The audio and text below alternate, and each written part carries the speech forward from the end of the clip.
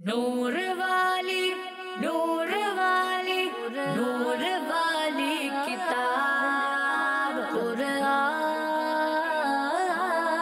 मेरा नूर वाली किताब कुरान मेरा नूर वाली किताब। अल्हम्दुलिल्लाहि रब्बिल आलमीन वस्सलातु वस्सलामु अला सय्यिदिल अंबिया वल मुरसलीन अम्मा बाद फ़अऊज़ु बिल्लाहि मिनश शैतानिर रजीम बिस्मिल्लाहिर रहमानिर रहीम। प्यारे बच्चों, सबसे पहले आखिरी नबी सल्लल्लाहु अलैहि व आलिहि वसल्लम पर दुरूद पाक पढ़ते हैं। मिलकर पढ़िए सलात वस्सलामु अलैका या रसूल अल्लाह, सलातु वस्सलामु अलैका या रसूल अल्लाह, आलिका व अस्हाबिका या हबीब अल्लाह, अला आलिका व अस्हाबिका या हबीब अल्लाह, सलात वस्सलामु अलैका या नबी अल्लाह, सलातु वस्सलामु अलैका या नबी अल्लाह, अला आलिका व अस्हाबिका या नूर अल्लाह। प्यारे बच्चों और किड्स मदनी चैनल के नाजरीन, आप देख रहे हैं प्रोग्राम नूर वाली किताब। नूर वाली किताब कौन सी किताब है? नूर वाली किताब वो किताब है जिसको कुरान मजीद कहा जाता है, फुरकान हमीद कहा जाता है। वो किताब जिसमें शिफा है, वो किताब जिसको पढ़ते हैं, उस पर अमल करते हैं तो दुनिया में भी कामयाब होते हैं, आखिरत में भी कामयाब होते हैं। नूर वाली किताब कौन सी किताब है? नूर वाली किताब वो किताब है जिसको दुनिया में सबसे ज़्यादा लोग याद करते हैं। बच्चे भी उसको याद कर सकते हैं, बड़े भी उसको याद कर सकते हैं, मर्द भी उसको याद कर सकते हैं और ख़वातीन भी उसको याद कर सकती हैं। कुरान पाक वो किताब है, अगर आप बच्चे को भी खड़ा करें और बीच में से कुछ भी सुनना शुरू करें तो वो बच्चा भी, जो हाफिज़ कुरान बच्चा है, सुनाना शुरू कर देता है। अल्लाह करीम हमें कुरान पाक से मोहब्बत अता फ़रमाए और हमें भी कुरान पाक की बहुत सारी आयतें, सूरतें जो हाफिज़ नहीं हैं उनको याद करने की तौफीक भी अता फ़रमाए और बार बार पढ़ते रहने की भी तौफीक अता फ़रमाए। प्यारे बच्चों, यही बातें सीखने के लिए, समझने के लिए, अपने अंदर एनर्जी लाने के लिए, जज्बा पैदा करने के लिए ये प्रोग्राम आपके सामने लेकर आते हैं। इसके मुख्तलिफ सेगमेंट्स होते हैं। कुरान पाक की तिलावत भी सुनते हैं, कुरान पाक को दुरुस्त पढ़ने का तरीका क्या है, उसके रूल्स क्या है, जिसे कहते हैं मखारिज व सिफ़ात, कवाइद तजवीद, ये क्या है, उसको भी समझने की कोशिश करते हैं। और आगे सेगमेंट्स में क्या क्या होता है सारा तो मैं शुरू में नहीं बताऊंगा। आप प्रोग्राम में आखिर तक रहेंगे, देखते रहेंगे तो इंशाल्लाह आपको बहुत कुछ सीखने को भी मिलेगा और इंशाल्लाह आपकी दिलचस्पी भी रहेगी और भी दीगर प्रोग्राम देखने का आपका दिल करेगा। अपने प्रोग्राम को आगे बढ़ाने से पहले हम दुरूद पाक की फ़जीलत शामिल करते हैं। आज भी एक दुरूद पाक की फ़जीलत सुन लेते हैं। अल्लाह पाक के आखिरी नबी सल्लल्लाहु अलैहि व आलिहि वसल्लम ने इरशाद फरमाया, मुझ पर दुरूद पाक पढ़कर अपनी मजलिसों को आरास्ता करो। जो मजलिस होती है ना, बैठक, गैदरिंग, इसको खूबसूरत बनाओ, जीनत दो। क्यों? फरमाया, तुम्हारा दुरूद पाक पढ़ना क़यामत वाले दिन तुम्हारे लिए नूर होगा। तो हमें नूर मिल जाएगा अगर हमारी जो गैदरिंग होगी हम वहाँ पे दुरूद पाक पढ़ते रहें। अभी भी हमारी खूबसूरत सी गैदरिंग लगी हुई है ना, हम अच्छी बातें सीख रहे हैं, मैं बता रहा हूँ, आप सुन रहे हैं, आगे कुछ बातें आप भी कहेंगे, हम सुनेंगे, मुकाबला भी होगा, तो एक गैदरिंग है, तो इसमें दुरूद पाक पढ़ लेना चाहिए। एक मरतबा मोहब्बत के साथ पढ़ लीजिए, सल्लु अलल हबीब सल्लल्लाहु तआला अला मुहम्मद सल्लल्लाहु तआला अलैहि वसल्लम। प्यारे बच्चों, हमारे प्रोग्राम का पहला सेगमेंट होता है तजवीद क्लास। कुरान मेरा नूर वाली किताब। जी बच्चों, इस सेगमेंट में हमारे साथ हमज़ा भाई मौजूद होते हैं, अभी हमारे साथ मौजूद हैं और अपनी प्यारी सी आवाज़ में हमें कुरान पाक की तिलावत सुनाते हैं। आज देखते हैं हमें कुरान पाक की किन आयात की तिलावत सुना रहे हैं। जी हमज़ा भाई। अऊज़ु बिल्लाहि मिनश शैतानिर रजीम, बिस्मिल्लाहिर रहमानिर रहीम। फ़इज़ा नुफ़िख़ फ़िस्सूरि नफ़ख़तुन वाहिदह वहुमिलतिल अर्दु वल जिबालु फदुक्कता दक्कतन वाहिदह फयौमइज़िन वक़अतिल वाक़िअह वंशक़्क़तिस समाउ फहिय यौमइज़िन वाहियह वल मलक नकु अला अर्जाइहा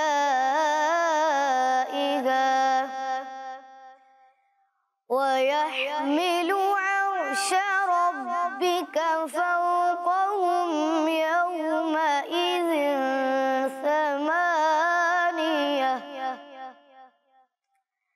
यौमइज़िन तुअरदून ला तख़फ़ा मिनकुम ख़ाफ़िया सदक़ल्लाहुल अज़ीम। सुभान अल्लाह। प्यारे बच्चों, जिन आयत की आप अभी तिलावत सुन रहे थे, ये देखें आपके सामने बोर्ड पर मौजूद हैं। जो बच्चे हमारा प्रोग्राम देखते आ रहे हैं उनको पता होगा कि हमने अपने प्रोग्राम में कुछ मोटे और कुछ बारीक हुरूफ के बारे में बात की थी और कुछ ना कुछ समझा था। बहुत सारी डिटेल है इसकी, लेकिन थोड़ा बहुत हमने समझा था। आज मज़ीद समझते हैं। देखें, कुरान पाक में जो हुरूफ तहज्जी हैं, जो अरबी के हुरूफ हैं, अलिफ बा ता सा जीम, इनकी तादाद है 29। कितनी तादाद है? 29। अच्छा, वैसे सही लफ्ज़ है उर्दू का 29। सही लफ्ज़ क्या है? 29। हाँ, 29 कह देते हैं। सही लफ्ज़ अगर पता है तो वो कहना चाहिए। चलें, अब ये जो 29 हुरूफ हैं, इनमें से कुछ हुरूफ ऐसे हैं जिनको हमेशा मोटा पढ़ते हैं। कुछ भी हो जाए इनको बारीक नहीं पढ़ते, इनको बारीक नहीं पढ़ना है। जैसे इसको ज़रा यूँ समझें, आपके सर पे बाल हैं, सबके सरों पे बाल है ना। अच्छा, हमारी भवें भी हैं ना, और आईब्रो और पलके भी हैं, है ना पलके। तो अगर गर्मी बहुत ज़्यादा लगे तो आप गंजे हो सकते हैं, नहीं हो सकते? जो गंजाई ना हो उसकी मर्ज़ी है, लेकिन जब ज़्यादा गर्मी लगे या सर में कोई दाने हो जाए तो आप गंजे तो हो सकते हैं। लेकिन बहुत गर्मी लगे, कुछ भी हो जाए, आप पलके साफ़ करते हैं? चलो भाई पलके भी उड़ा दो, नहीं ना, ये तो हमेशा रहती हैं, ये तो ब्यूटी है। पलके या जो आईब्रो है, दोनों कभी भी नहीं हटाते। अच्छा, जिनकी दाढ़ी आ जाती है तो दाढ़ी रखना ज़रूरी है ना, तो गंजे तो हो जाते हैं, लेकिन दाढ़ी वो भी नहीं साफ़ करते, क्योंकि दाढ़ी तो ज़रूरी है मुस्लिम के लिए। तो इसी तरह कुरान पाक में कुछ हुरूफ होते हैं जिनके लिए मोटा पढ़ना इंतहाई ज़रूरी है। कुछ भी हो जाए, उनके नीचे ज़ेर आए, ज़बर आए, पेश आए, 2 ज़ेर 2 पेश, कुछ भी हो, उनको बारीक पढ़ ही नहीं सकते। इसलिए उनका एक स्पेसिफ़िक नाम भी है। उनका नाम है हुरूफ मुस्तालिया। क्या नाम बताया मैंने?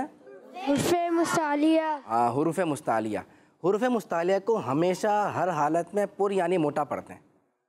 हमेशा हर हालत का मतलब है ज़ेर आए तब भी, ये नहीं कि ज़ेर आए तो बारीक पढ़ देंगे। मिस्टेक हो जाती है कुछ बच्चों से। कॉफ़ के नीचे ज़ेर आया तो कॉफ़ को बारीक कर दिया, की कर दिया। अब ये तो पूरा लेटर चेंज हो गया, अब ये तो कॉफ़ ही नहीं रहा, ये तो काफ बन गया। अब आप इतनी बात समझ गए? मैं साथ है ये हुरूफ मुस्तालिया, ये आपको मैं रेंडमली बता देता हूँ, याद अभी करने की ज़रूरत नहीं है, आप बाद में इसको याद कर सकते हैं। 7 हुरूफ सुने, ख, साद, दाद, ता, वा, गईन, काफ। एक बार मेरे साथ चलें, रिपीट भी कर लें। पढ़िए, ख, साद, दाद, वा, गईन, काफ। अच्छा, जब मैं पढ़ रहा था तो मैं मोटा मोटा पढ़ रहा था, बारीक बारीक पढ़ रहा था? मोटा ही पढ़ रहा था ना, मोटा मोटा पढ़ रहा था। कुछ बच्चे कंफ्यूज हो रहे हैं, वे कौन कंफ्यूज हो रहा है? नहीं, मोटा ही पढ़ रहा था। कन्फर्म फाइनल हो गया? हाँ भाई, मैं मोटा ही पढ़ रहा था। मैंने पढ़ा खो, खा, ऐसे तो नहीं पढ़ा। अच्छा, सौद ऐसे पढ़ा ना, साद ऐसे तो नहीं पढ़ा, ये गलत है। इसी तरह तो, ता तो नहीं पढ़ा। इतना समझ गए आप? लेकिन ये जो हुरूफ हैं, 29 हुरूफ अरबी के हुरूफ, इनमें से 3 हुरूफ ऐसे हैं जिनको कभी मोटा पढ़ते हैं और कभी बारीक। जैसे कभी आप चाहें तो गंजे हो जाएं और कभी चाहे तो बाल वापस रखें, आप गंजे ना हो, छोटे करा लें। तो इनको कभी आप मोटा पढ़ते हैं और कभी बारीक पढ़ते हैं। लेकिन इसका एक रूल है कि कब आपने मोटा पढ़ना है और कब आपने बारीक। ऐसा नहीं चलो भाई मेरा दिल चाह रहा है आज मैं मोटा पढ़ देता हूँ, ऐसा नहीं होगा। अच्छा भाई मेरा दिल चाह रहा है आज मैं बारीक पढ़ देता हूँ, दिल पे नहीं, इसके रूल हैं, उनके मुताबिक आपने मोटा पढ़ना है। वो रूल आपको पता होगा तो आप इजीली जहाँ पे मोटा पढ़ना है वहाँ मोटा पढ़ लेंगे और जहाँ बारीक पढ़ना है वहाँ पर आप बारीक पढ़ लेंगे। अब ये कितने हुरूफ हैं? 29 हुरूफ में से ये कितने हुरूफ हैं? ये हैं बस 3। थोड़े से है ना, ये तो आराम से याद हो जाएंगे। मैं भी सुनता हूँ किस किस को याद होगा, लेकिन पहले बता तो दूँ। पहला है अलिफ, दूसरा है लाम और तीसरा है रॉ। अब किसको याद होगा? अरे माशाल्लाह, 2 3 4 5 6 7 8 9 10 सबको याद हो गए माशाल्लाह। तो चले, आपके पास माइक है, आप ही बता दें। अलिफ लाम रॉ। ज़बरदस्त। और यहाँ से आप बता दें, आपके पास माइक है। अलिफ लाम रो। तीसरा क्या बताया? रॉ। हाँ, रॉ है। रॉ को रॉ पढ़ना है, कुछ और नहीं पढ़ना है। अब 7 तो बता दिए, बिल्कुल ही मोटे हुरूफ है, उनको तो चेंज ही नहीं कर सकते, बारीक पढ़ ही नहीं सकते। ये 3 बता दिए, इनको हमेशा मोटा नहीं पढ़ना, ना हमेशा बारीक पढ़ना है, कभी मोटा कभी। लेकिन इन जो मैंने हुरूफ बताया, इनके अलावा जितने भी हुरूफ हैं उन सबको बारीक पढ़ते हैं। आज मैं आपको रॉ के बारे में बताने वाला हूँ। रॉ, ये रहा रॉ, ये रहा रॉ, और भी रॉ, ये रहा रॉ, एक रॉ ये आ गया, और भी रॉ आगे आपको नज़र आएंगे। रॉ को मोटा पढ़ने की 7 सूरतें, 7 कंडीशंस हैं, उनमें रॉ को मोटा पढ़ते हैं। नंबर 1 ये कि रॉ के ऊपर ज़बर या पेश हो। ज़बर या पेश तो समझते हैं ना, अभी दिखा देता हूँ। ज़बर, ये रहा ज़बर। ज़बर ऐसे होता है, देखो मैंने स्टिक पकड़ी हुई है ऐसे, और ये होता है हर्फ के ऊपर, ये रहा ज़बर। और पेश, ये रहा पेश, ये भी ज़बर की तरह होता है, बस ऊपर से ही मुड़ा हुआ होता है, इसलिए इसको कहते हैं पेश। और इसको पढ़ते हुए भी हमारे होंठ गोल हो जाते हैं।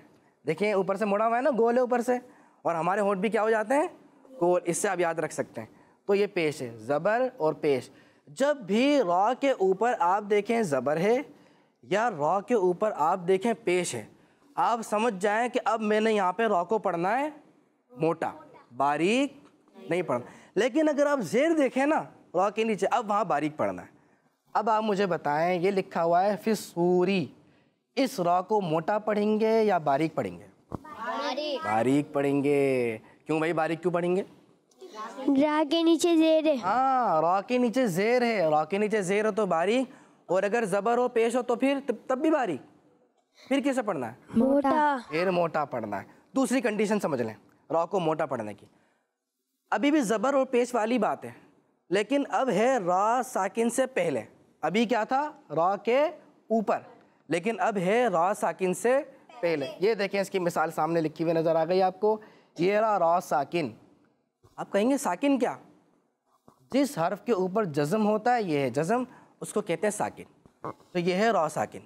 जब भी आप देखें कि रॉ साकिन है, आपको यहाँ रॉ साकिन नज़र आ गया, तो फ़ौरन आप देखें इससे पहले क्या है? ज़बर है। हाँ, ज़बर है। अच्छा, पेश है, कहीं पे पेश भी हो सकता है, यहाँ पे तो नहीं है लेकिन कहीं और हो सकता है। अगर ज़बर या पेश हो तो उस रॉ को आप बारीक पढ़ेंगे। कैसे पढ़ेंगे? मोटा। हाँ, उस रॉ को आप मोटा पढ़ेंगे। अब मैं इस रॉ को 2 तरीके से पढ़ के दिखाता हूँ, आप बताइएगा कौन से तरीके से मैंने गलत पढ़ा है और कब मैंने सही पढ़ा है। पहला तरीका, और दू, मोटा पढ़ा है बारीक पढ़ा है? मोटा। मोटा पढ़ा है। ठीक पढ़ा है गलत पढ़ा है? ठीक पढ़ा है। अच्छा, दोबारा सुने, अर्दू गलत। गलत पढ़ा है। क्यों? बारीक पढ़ा है मैंने, रॉ तो पढ़ा है ना मैंने भाई, रॉ तो पढ़ा है ना मैंने, फिर कि मैंने क्यों गलत पढ़ दिया?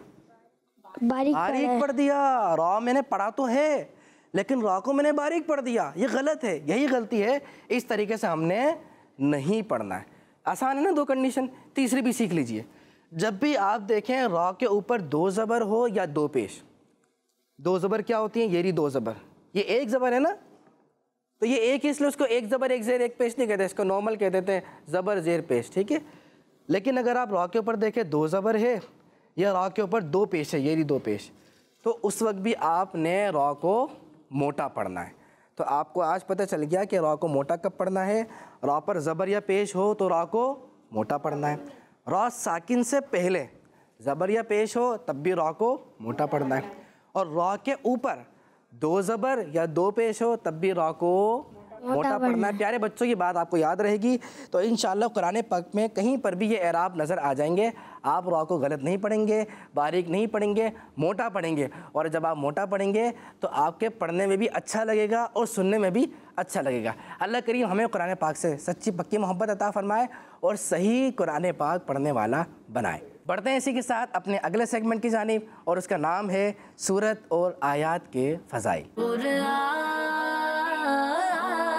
मेरा नूर वाली किताब। किताब। प्यारे बच्चों, इस सेगमेंट में हम कुरान पाक में मौजूद जो सूरतें हैं, कुरान पाक में आयतें हैं, उनकी फजीलत सुनते हैं, उनकी शान क्या है, उनकी बरकतें क्या हैं, इसके बारे में हम सुनते हैं। आज हम जिसके बारे में सुनने वाले हैं वो है सूरतुल हश्र की आखिरी 3 आयतें। अब वो कौन सी आयतें हैं वो भी मैं आपको बताऊंगा। पहले मैं आपको आखिरी 3 आयतों की फजीलत सुना देता हूँ। सूरह हश्र की आखिरी 3 आयतों के मुतालिक अल्लाह पाक के आखिरी नबी सल्लल्लाहु अलैहि वसल्लम ने इरशाद फरमाया, जो शख्स सुबह के वक्त अऊज़ु बिल्लाहिस समीउल अलीम मिनश शैतानिर रजीम 3 बार कहे। जो अऊज़ु बिल्लाह पढ़ते हैं ना, पूरी वही है अऊज़ु बिल्लाहि मिनश शैतानिर रजीम, लेकिन अऊज़ु बिल्लाह के बाद अस-समीउल अलीमी, इन 2 लफ्ज़ का इजाफा है। Samiul Alimi, Samiul Alimi. अब आपको फ़ौरन याद हो जाएगा, अऊज़ु बिल्लाहिस समीउल अलीमी मिनश शैतानिर रजीम। ये पढ़ना है। कितनी बार पढ़ना है? 3 बार पढ़ना है। और कब पढ़ना है? सुबह के वक्त पढ़ना है। और अल्लाह के नबी सल्लल्लाहु अलैहि वसल्लम ने मज़ीद इरशाद फरमाया, और सूरह हश्र की आखिरी 3 आयत पढ़े, ये पढ़े, और सूरह हश्र की आखिरी 3 आयत पढ़े तो अल्लाह पाक उसके लिए 70,000 फरिश्ते मुकर्रर कर देता है। 70,000 फरिश्ते क्या करते हैं? क्या करते हैं 70,000 फरिश्ते? फरमाया ये 70,000 फरिश्ते शाम तक उसके लिए दुआए रहमत करते हैं। सुभान अल्लाह। और अगर ये जो शख्स है जिसने पढ़ा है वो दिन में मर जाए, दिन में पढ़ा मर जाए तो शहीद। और अगर यही चीज़ अब शाम को पढ़े, अभी सुबह के बारे में आपने सुना, शाम को पढ़े और शाम को अगर उसका इंतकाल हो जाता है तो तब भी उसको यही फजीलत मिलेगी, यानी कि वो क्या है? शहीद है। और अगर उसका इंतकाल नहीं होता तो क्या होगा? 70,000 फरिश्ते सुबह तक उसके लिए दुआए रहमत करते रहेंगे। तो आप सब नियत कर लीजिए, इंशाअल्लाह हम भी सुबह शाम ये वजीफ़ा पढ़ेंगे और सूरतुल हश्र की आखिरी 3 आयतें पढ़ेंगे। लेकिन ये सूरतुल हश्र की आखिरी 3 आयतें कौन सी हैं? हमज़ा भाई से सुनते हैं। हमज़ा भाई, सूरतुल हश्र की आखिरी 3 आयतें सुनाइए। अऊज़ु बिल्लाहि मिनश शैतानिर रजीम, बिस्मिल्लाहिर रहमानिर रहीम, हुवल्लाहुल्लज़ी ला इलाहा इल्ला हु, आलिमुल गैबि वश्शहादति हुवर रहमानुर रहीम, हुवल्लाहुल्लज़ी ला इलाहा इल्ला हु, अल मलिकुल कुद्दूसुस सलामुल मुमिनुल मुहैमिनुल अज़ीज़ुल जब्बारुल मुतकब्बिर, सुब्हानल्लाहि अम्मा युश्रिकून, हुवल्लाहुल खालिकुल बारिउल मुसव्विरु लहुल अस्माउल हुस्ना, युसब्बिहु लहू मा फिस समावाति वल अर्द व हुवल अज़ीज़ुल हकीम। माशाअल्लाह, ये थी सूरतुल हश्र की आखिरी 3 आयतें। आप भी याद कर लें। कुरान पाक में आप खोलें सूरतुल हश्र, उसकी सबसे आखिर में जाएं, 3 आयतें मिलेंगी। उमूमन इमाम साहब नमाज में भी ये 3 आयतें पढ़ते रहते हैं। तो हो सकता है अभी आपने सुना होगा तो आपको याद आया होगा, हाँ ये तो हमारे इमाम साहब भी तो पढ़ते हैं। बस अब आप भी याद कर लें, आप भी पढ़ना शुरू कर दें, सुबह शाम पढ़ें, बरकतें हासिल करें। इसी के साथ प्यारे बच्चों, हमारा सेगमेंट मुकम्मल होता है। हम बढ़ते हैं अपने अगले सेगमेंट की जानिब और उसका नाम है हमारा कुरान। कुरान मेरा नूर वाली किताब। प्यारे बच्चों और किड्स मदनी चैनल के नाजरीन, सेगमेंट है हमारा कुरान और मैं हूँ हसनैन रज़ा तारी। इस सेगमेंट में हम कुरान पाक में मौजूद चीज़ों के बारे में आपको बताएंगे कि कुरान पाक में किन किन चीज़ों का जिक्र है और फिर उन चीज़ों के बारे में आपसे इंफॉर्मेटिव बातें भी शेयर करेंगे। तो आइए प्यारे बच्चों, अब हम अपने प्रोग्राम को आगे बढ़ाते हैं। प्यारे बच्चों, आज हम इस सेगमेंट में ज़िक्रुल्लाह के बारे में सुनेंगे कि ज़िक्रुल्लाह का मतलब अल्लाह पाक का जिक्र करना है। कुरान पाक में मुख्तलिफ आयतों में ज़िक्रुल्लाह करने का हुक्म इरशाद फरमाया है। जैसे कि पारा 2 सूरह बकरा की आयत नंबर 152 में इरशाद होता है, तर्जुमा कंजुल इरफान, बस तुम मेरा जिक्र करो, मैं तुम्हारा जिक्र करूंगा। प्यारे बच्चों, हमारे प्यारे आका सल्लल्लाहु अलैहि वसल्लम भी अल्लाह पाक का बहुत ज़्यादा जिक्र फरमाते थे। आप सल्लल्लाहु अलैहि वसल्लम का कोई वक्त भी अल्लाह पाक की याद से खाली ना होता था। प्यारे बच्चों, अल्लाह पाक का जिक्र करना बहुत बड़ी इबादत है। आइए मैं आपको इस बारे में 2 हदीसें सुनाता हूँ। अल्लाह पाक के आखिरी नबी सल्लल्लाहु अलैहि वसल्लम ने इरशाद फरमाया, अल्लाह पाक का जिक्र करना कामिल ईमान की निशानी है। एक और हदीस पाक में आप सल्लल्लाहु अलैहि वसल्लम ने इरशाद फरमाया, अल्लाह पाक का जिक्र अल्लाह पाक के अजाब से निजात दिलाता है। तो प्यारे बच्चों, हमें फजूल बातों और बेकार कामों में मसरूफ होने के बजाय अल्लाह पाक का जिक्र करना चाहिए और खूब बरकतें लूटनी चाहिए। अल्लाह पाक हमें इन बातों पर अमल करने की तौफीक अता फरमाए, आमीन। अब हम बढ़ते हैं अपने अगले सेगमेंट की तरफ। प्यारे बच्चों, माशाअल्लाह आज आपने सेगमेंट में अल्लाह के जिक्र के बारे में सुना। कितनी प्यारी बात है ना, अल्लाह का जिक्र करना चाहिए। और आखिर में आपने मैसेज लिया कि फजूल बातें नहीं, फजूल काम नहीं, आपके पास टाइम है, आप अल्लाह का जिक्र करें, कलमा तैयबा का विर्द करें, अल्लाह पाक का नाम लें, अल्लाह अल्लाह अल्लाह, कितना अच्छा लगेगा। ला इलाहा इल्लल्लाह पढ़ते रहें। और इज्तिमा में जब जाते हैं जुमेरात में, आप देखते हैं पूरा जिक्र कराया जाता है ना, कितने सारे अल्लाह पाक के जिक्र कराए जाते हैं। वो जिक्र याद करें, जब मौका मिले करते रहें, दुरूद शरीफ भी पढ़ते रहें, ये भी बहुत खूबसूरत बात है। तो अल्लाह करीम हमें फजूल कामों से बचने वाला बनाए और नेकियां करने वाला बनाए, आमीन बिजाहिन नबी अमीन सल्लल्लाहु अलैहि वसल्लम। प्यारे बच्चों, इसी के साथ हमारा आखिरी सेगमेंट आने वाला है और वो है एक बड़ा ज़बरदस्त सेगमेंट। उसमें होता है एक मुकाबला। आज मुकाबला होगा एराब पहचानने का। आपको एराब की पहचान करवाई जाएगी, ज़बर क्या होता है, ज़ेर क्या होता है, पेश क्या होता है, और भी बहुत सारी पहचान है। मुकाबला शुरू करते हैं, फिर आपको बताते हैं। हमारे सेगमेंट का नाम है एराब पहचान कर लगाएं। कुरान मेरा नूर वाली किताब। प्यारे बच्चों, ये देखें आपके सामने बोर्ड पर दो बॉक्स नज़र आ रहे हैं। अल्फाज एक में लिखा है और दूसरे में लिखा है सही। यहाँ पे कोई ना कोई लफ्ज़ आपको दिखाया जाएगा, लेकिन उसमें से किसी हर्फ पे एराब नहीं होगा। ये लिखा हुआ है खुल्लतुन, यहाँ पे लाम पे एराब नहीं है। यहाँ पर लाम पर आएगा ज़बर, ये मैंने आपको बता दिया। और देखें, मेरे पढ़ने से भी पता चल रहा है, मैंने पढ़ा खुल्लतुन, ज़बर मुंह और आवाज़ को खोल के अदा होता है, तो मैं ऐसे ही पढ़ रहा हूँ ना, इससे पता चल रहा है यहाँ ज़बर आएगा। तो मेरे पढ़ने से आपने पिक करना है कि यहाँ पे कौन सा एराब आएगा। अब अगर आपने सही पिक किया, सही जवाब दिया, सही आंसर किया या गलत किया, जो भी XYZ, यहाँ पे सही आंसर आ जाएगा। ये देखें यहाँ पे लिखा हुआ गया है खुल्लतुन, नाम के ऊपर ज़बर था, मैंने ज़बर ही पढ़ा था, सही जवाब है ज़बर। तो इस तरीके से मुकाबला भी हो जाएगा और बच्चों को किड्स मदनी चैनल के नाज़रीन को बहुत कुछ सीखने को भी मिलेगा।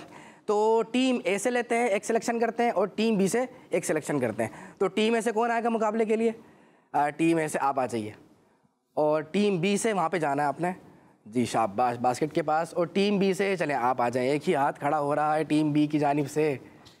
माइक आप दोनों ने ले लिए हैं जी, तो मुकाबला शुरू करें जी। चलें भाई, दोनों टीमें तैयार हैं मुकाबले के लिए। मुकाबला शुरू होता है और पहला सवाल है टीम ए से।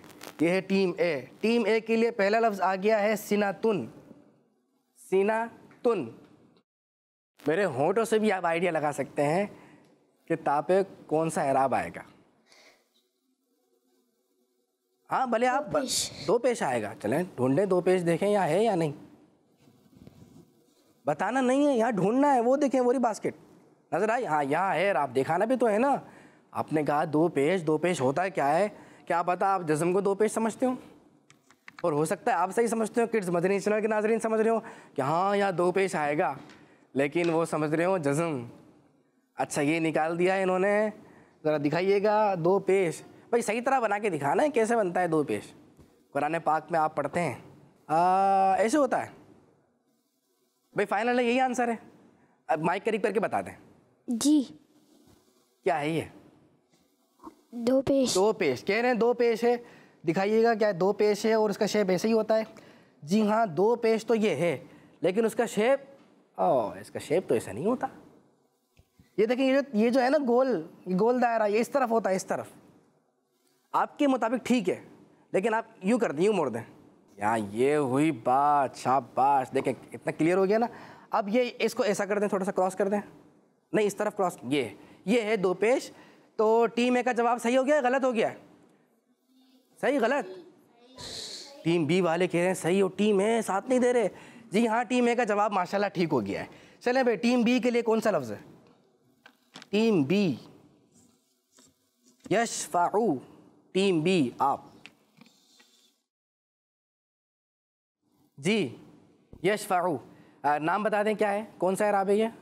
तजदीद। तजदीद है, कह रहे हैं भाई तजदीद है। तजदीद है और शीन के ऊपर आएगा, ऐसा ही है।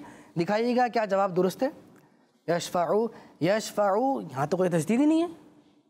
ये क्या, ऐसा तो कोई शय भी नहीं है इधर। हाँ ये तशदीद नहीं, मैंने पढ़ा यशफ़अु। अगर तशदीद पढ़ता ना तो दो दो बार शीन पढ़ता और यहाँ पे कोई और एक और भी एराब होता। तो बहरहाल मैंने पढ़ा था जज़म, ये है जज़म बेटा। जब जज़म आता है किसी हर्फ के ऊपर तो वो हो जाता है साकिन, तो मैंने शीन को साकिन पढ़ा, यश यश। आपसे गलती हो गई है, चलें भाई कोई बात नहीं। चलें टीम ए के लिए कौन सा लफ्ज़ है? अगला लफ्ज़ टीम ए के लिए यह है हाजा, हाजा, जा, हाजा। सोच सोच के निकाल रहे हैं ताकि गलती नहीं हो जाए। गलती होने से भी बचना है लेकिन जल्दी भी निकालना है। हाँ भाई माइक में बता दें क्या ही है? जबर। कहाँ पर? तशदीद के ऊपर। तशदीद के ऊपर, तशदीद है जीम के ऊपर। दिखाइएगा क्या जवाब दुरुस्त है। ये आ गया जवाब, जीम के ऊपर तशदीद, तशदीद के ऊपर ज़बर। टीम ए का जवाब दुरुस्त हो गया है, माशा अल्लाह जी। टीम बी के लिए आखिरी लफ्ज़ कौन सा है? उम्मीदु। अल्लाह अब देखते हैं क्या होता है। मैं बताऊंगा नहीं, आखिर में बताऊंगा। उम्मीदु अभी बता दिया तो हेल्प हो जाएगी। उम्मीदु कोशिशें जारी हैं। पेस्ट निकाला, वापस रख दिया। अच्छा भाई और क्या? एक और एक एराब निकाला, उसको भी रख दिया, नहीं वापस उठा लिया। अच्छा भाई उठा लिया है जी। क्या है ये? जज़म। जज़म है, जज़म देख लें। अच्छा भाई फाइनल जवाब है आपका? जज़म ऐसे ही होता है जी। अच्छा दिखाइएगा क्या ये जज़म है और जज़म ऐसे ही होता है? उम्मीद तू पहचाने तो आप सही कि जज़म आना चाहिए। आपका जवाब ठीक तो है लेकिन आपने शेप सही नहीं उठाया हुआ। जज़म ऐसा नहीं होता, वो प्रॉपर यूं और यूं, जैसे दाल देखा है ना आपने, ऐसा पूरा शेप होता है। वो आपको यहाँ नज़र आ रहा है, ये देखिए ऊपर से पूरा मुड़ा हुआ है और नीचे से भी मुड़ा हुआ है, ये होता है। लेकिन ये तो ऐसा नहीं मुड़ा हुआ, ये उल्टा पेश है, ये जज़म नहीं है। ठीक है, ये याद रखने प्यारे बच्चों। जज़म ऐसा होता है जैसे दाल होता है, ये समझे दाल को छोटा सा कर दिया, बन गया जज़म। तो जज़म की ऐसी अलामत होती है और ऐसी अलामत आए तो उससे ही जज़म कहते हैं, उल्टे पेश को जज़म नहीं कहते। तो फैसला फिर आप लोगों ने करना है, कौन सी टीम आगे कौन सी टीम पीछे? टीम ए आगे और टीम बी पीछे रह गई। लेकिन प्यारे बच्चों नाराज़ नहीं होते, पीछे रहने से नाराज़ नहीं होते। आपको खुशी होनी चाहिए, मैं पीछे रह गया, ये क्या भाई, क्यों खुशी होनी चाहिए? इसलिए खुशी होनी चाहिए क्योंकि आपने कुछ सीखा भी तो है। हम सीखने सिखाने के लिए यहाँ पर जमा हुए हैं। प्यारे बच्चों सीखने सिखाने का सिलसिला लगा रहेगा, लेकिन अभी हमारे प्रोग्राम का वक्त ख़त्म हो गया है। मिलेंगे इंशाल्लाह आपके साथ अगले प्रोग्राम में। अपना ख्याल रखिएगा। किड्स मदनी चैनल देखते रहिए। सल्लु अलल हबीब सल्लल्लाहु तआला अला मुहम्मद सल्लल्लाहु अलैहि वसल्लम। नूर वाली नूर वाली नूर वाली किताब कुरान मेरा, नूर वाली किताब कुरान मेरा, नूर वाली किताब। बच्चों का मदनी चैनल आ गया।